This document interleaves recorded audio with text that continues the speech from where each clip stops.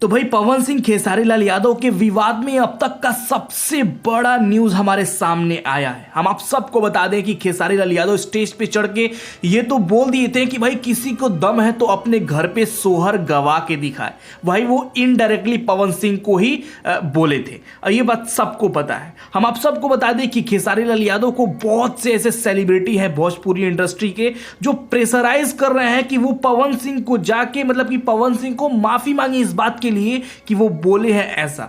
लेकिन हम आप सबको बता दें कि खेसारी लाल यादव भी पीछे हटने वाले नहीं है। उनका ये मानना है कि मैं माफी नहीं मानूंगा, मतलब कि वो माफी नहीं मान रहे और जितने भी खेसारी लाल यादव के फैंस हैं वो खेसारी लाल यादव को सपोर्ट कर रहे हैं। लेकिन ये सवाल मैं आप सब लोगों से पूछना चाहता हूं, क्या खेसारी लाल यादव को इस बात के लिए माफी मांगना चाहिए या फिर पवन सिंह भी ऐसा काम किए हैं जिसकी वजह से खेसारी लाल यादव ऐसा बोले हैं? आप सब मुझे कमेंट बॉक्स में बताइए और ऐसे अपडेट्स के लिए मेरे चैनल को तुरंत सब्सक्राइब करिए। अगले वीडियो मिलेंगे। जय हिंद, जय भारत, नमस्कार।